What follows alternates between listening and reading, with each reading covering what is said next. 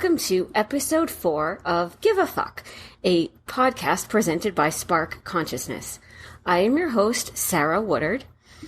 Among other things, I am a certified shamanic practitioner, Reiki master teacher, activist, educator, speaker, and award-winning children's author.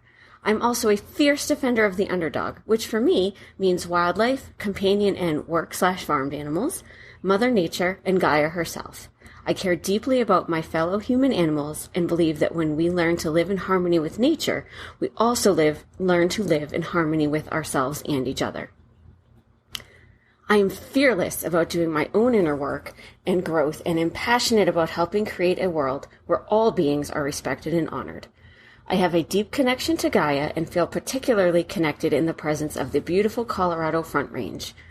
When I'm not busy working to present information about living in harmony with Mother Nature, I share my time with 3 wonderful cats, enjoy bird watching, and experiencing all the outdoors has to offer. My life journey to this point has been filled with twists, turns, and changes, as has everyone's.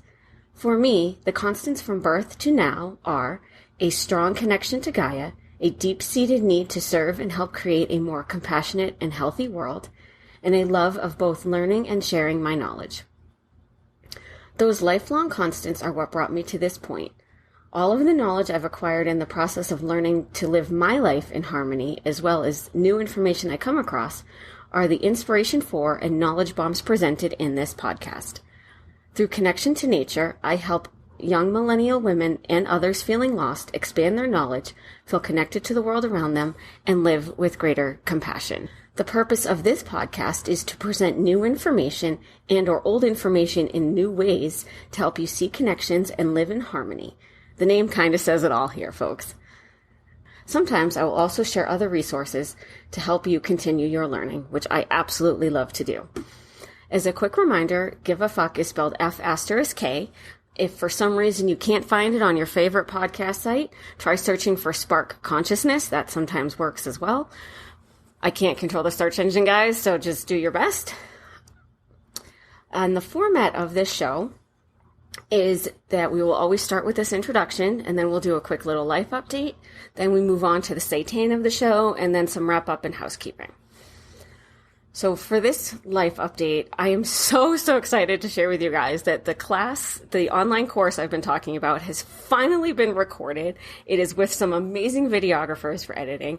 It was just an absolutely amazing experience. I had to drive about an hour and 15 each way.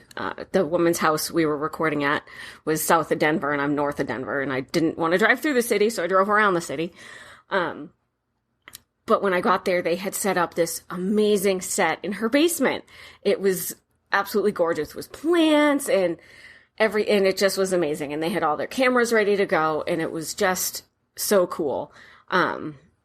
Prior to getting there on recording day, they had expressed some concerns about me using the teleprompter because I guess they've had some really horrifying experiences with people being really freaked out and not comfortable using it in the past. And I got in there and they had budgeted 2 days to record the whole thing because they were basing it off these previous experiences of how they have to kind of coach people through it and whatever. And I just got in there and banged everything out in 1 day. So it's with editing, and I am so excited to see what they put together and how it comes out, and then to share it with all of you. It's going to be fabulous. If you would like more information about that, snag a spot on the waiting list. I'll put the link to that in the show notes. And for anyone who does sign up for that waiting list, there are some really cool special offers in there for you as well when it does come out, which will be in March. To give them a quick shout out, the videographers I worked with was called The Unfound Door, and they are in Denver. If you're in the area and looking for videographers, highly recommend them. They're amazing. Okay, so moving on to the Satan.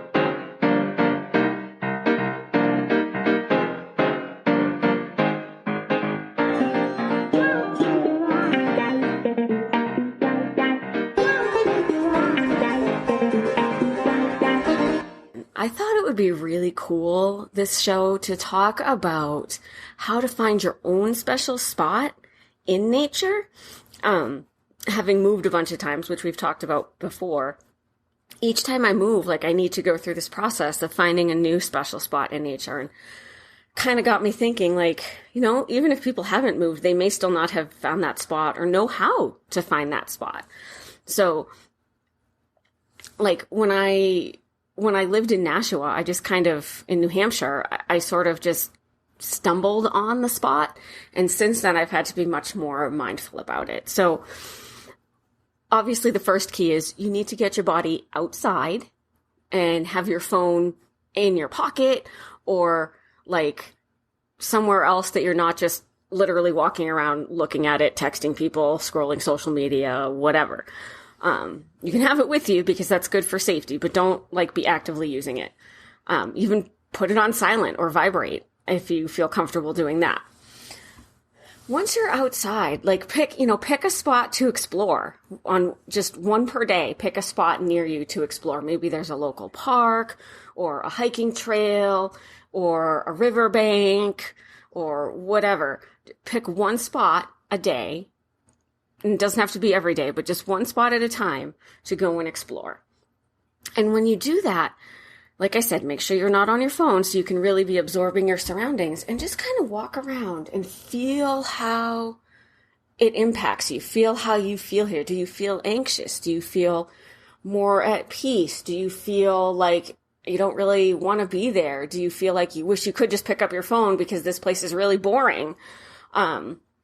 And then lean into that. If you're feeling not good and you're feeling really anxious, you don't have to like push yourself to go past that. It may just not be your special spot, and that's okay. Just go home, get back on your phone, whatever you need to do to bring yourself out of that anxious place, if that's what happened there. But if it's a place that starts to feel in any way good, maybe it's just a little bit, maybe it's just you notice a little bit like you feel quiet inside. Or maybe you're not even recognizing that it feels quiet inside, but for some reason it just doesn't feel as loud to you outside, which I promise you is a reflection of your insides, but maybe you're not aware of that yet. Lean into that. Would you want to come back to this place again another day? If you do it again. And over time, the more you explore these special places, the more you explore these places that help you to feel that quietness, that help you to feel like maybe you don't recognize it as connection, but it will become connection. So the more you kind of feel those, find those spots that make you feel that way, keep going back to them again and again. And eventually over time, you'll find one that like is your favorite. And you might not even know why it's your favorite. It's just your favorite. And that's all you have to know at first. Eventually you may realize, oh, this is my favorite spot because every time I come here, I just feel so relaxed. Every time I come here, I actually start to feel like Mother Nature does have my back. Maybe there's like a fun activity that goes on there that whether you participate in or not, it's just fun to be around. Whatever the reasons are, that's fine. And so that's sort of the process. For me, I'm still looking for my special spot in Colorado where I am now. I never did find one in Vermont. And in Colorado, I'm still looking. I have a couple of candidates. One is this really lovely, it's called Mushroom Pond. And so the history there is that it actually used to be like a mushroom farm. And so this pond is like a man-made remnant from this mushroom farm that no longer exists. But there's just this really easy, beautiful walking trail around it. I don't think it takes more than, if you're not taking pictures or being slow, I don't think it takes more than 10 minutes to walk around the entire thing. I always go slow and stop, and there's ducks and different birds, which of course I want to go look at the birds and have my binoculars. And, I go slow and take my time and take pictures. And so I've been there twice since I moved here in April. And each time it was like, yeah, this is kind of cool. This is kind of cool. Yeah, I like this spot. And it's super close to where I live, like where my apartment is. Which is really nice too, because I am not one that personally wants to hop in the car and drive 45 minutes to go to my special quiet space in nature. I want it to be pretty close. I prefer even to be able to walk to it so I don't have to get in the car at all. But I haven't found that spot yet. Although there are lots of walking trails near me that I still have yet to explore. there are some downsides to this pond. There's always a lot of people walking dogs, walking with friends, and that's great. I'm happy they're out enjoying it. But for me, it makes it a little lower on the candidate list of special spot because I want to go and not be disturbed by people. But for some of you, you might be like, oh, that's great. I love that they're there with their dogs, and you may like that energy. That's not what I'm looking for. It's a very personal choice, this special spot in nature. Whether you've moved or whether you're still just looking for the spot to go if you've lived there forever, that's the process to use. That's what to look for. That's what to feel into. And it may take a while. Like, don't expect to find it overnight. It's okay. The fact that you're getting outside is already helping you to reconnect with nature, and in doing so, to start to figure out your place in this larger web we call life. So why does this matter, right? Who cares? Who cares if we find a special spot in nature, right? Fair question. So here's the deal. When you're in this place in life where you're trying to figure out who you are, what your values are, what you're supposed to do, any of that stuff, and you're doing it maybe for the first time without being under your parents' thumb or having teachers and professors yapping at you every day about do this way, do it that way, you should, you shouldn't, blah, blah, blah, it can feel really overwhelming and really confusing. The analogy that I sometimes use is you might feel like you're in a grocery store and you're standing at a shelf looking all of these cans and you don't know what's in any of them because the labels are just blacked out. And if you knew what was in each can, you would know immediately which one you wanted. But since they're all blacked out, you just stand there going, I don't know. And in the past, your parents, your teachers, other adults would peel off one or two labels and just give you those two as choices, right? Now you have to figure out which can you want, and you don't necessarily even know how to peel off the label. For me, and what I teach other people is the way you peel off that label is you get back into nature and you reconnect with nature, because in doing so, you also reconnect with yourself, with your own soul, and therefore with who you came here to be, what you came here to do, what your mission is.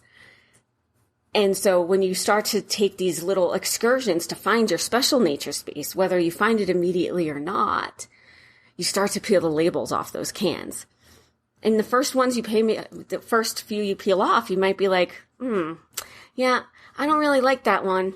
Canned sweet corn, that ain't for me, right? That's okay. That may happen the first 100 million times, but you keep peeling off the labels and peeling off the labels. And eventually you find some and you're like, ooh, okay, yeah, canned beans, yeah, maybe I want those. Canned tomatoes, yeah, okay, maybe I want those. And you start to make this little pile of cans that are maybes.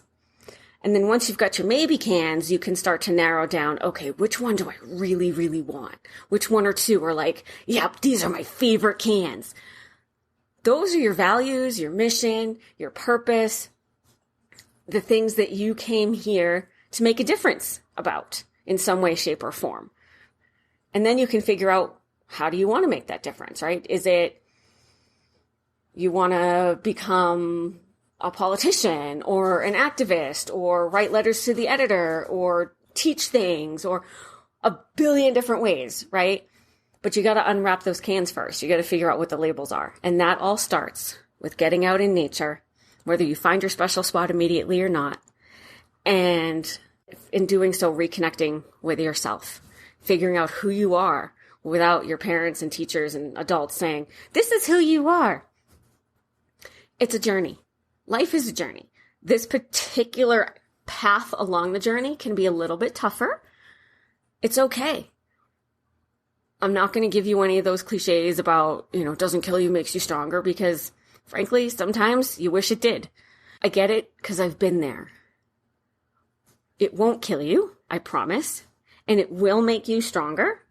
But more importantly than that, what it will do is help you become the person you came here to be, the person your soul needs you to be in this lifetime. That's really the end goal. That's really the point.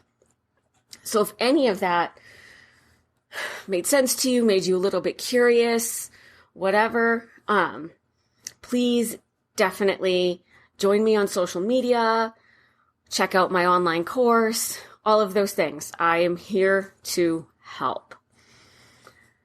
So with all of that said, we're going to move on to our little wrap up and housekeeping. So like I said, please join me on social media.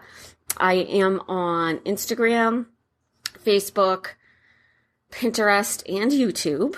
YouTube is still a work in process, but please be nice to me. My website will be online hopefully soon. Again, you can sign up to be on the waiting list for that online course. The link for that will be in the show notes. Other than that, what else do I have going on? Let me see.